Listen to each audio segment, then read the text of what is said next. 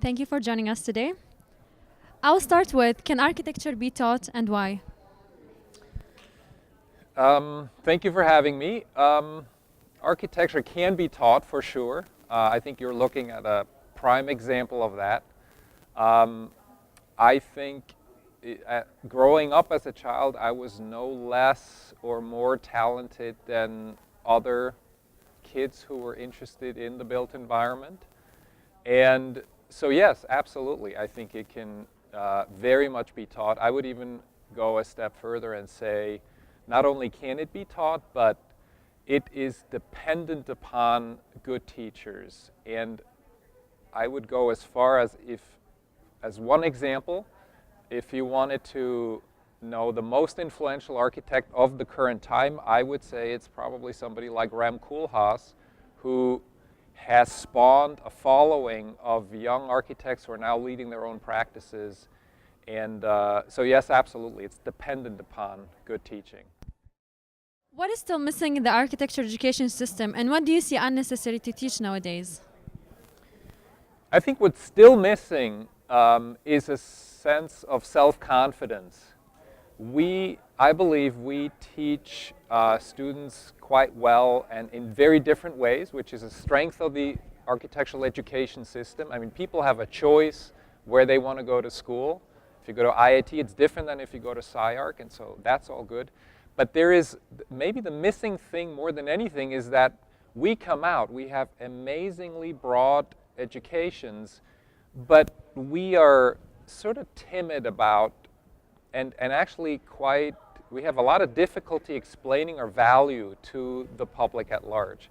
We work for too little money, we contribute in ways that bring enormous value, but we don't have found a way as a profession to really leverage that. So I wish that the overall architectural education system were more confident and more self-aware of the actual value that we bring.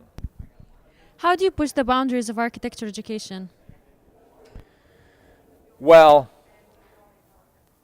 I think that has a lot to do with the timing of when to do that. I actually am a believer of staying within the boundaries until a certain level of mastery is achieved.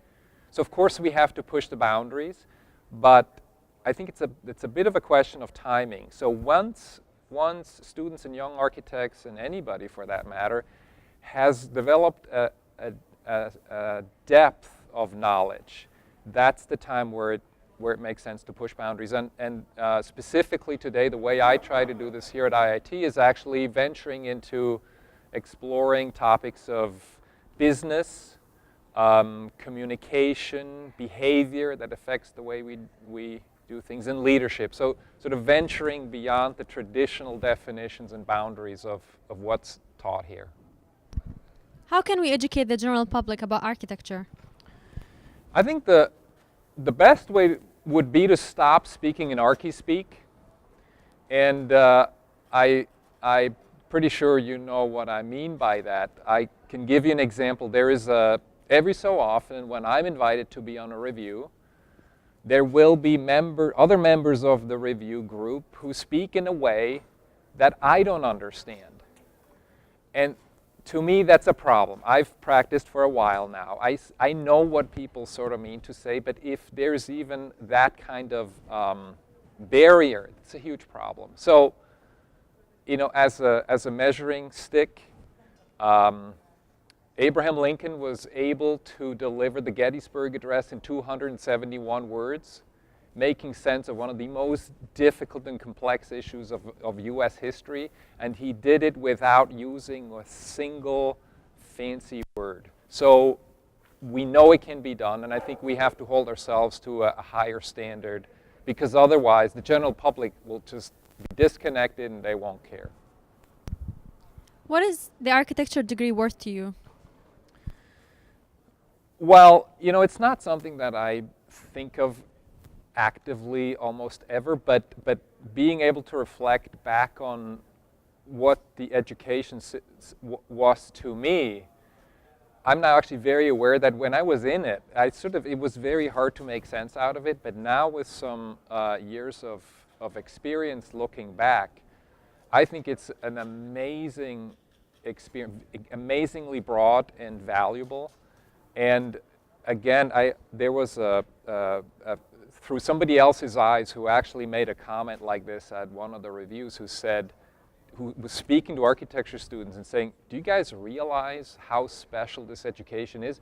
You stand up here in front of all your colleagues, everybody who walks by, you put your heart and soul out for review, for criticism, and you do this. So, I think that's actually a good indicator of the value of what we're taught.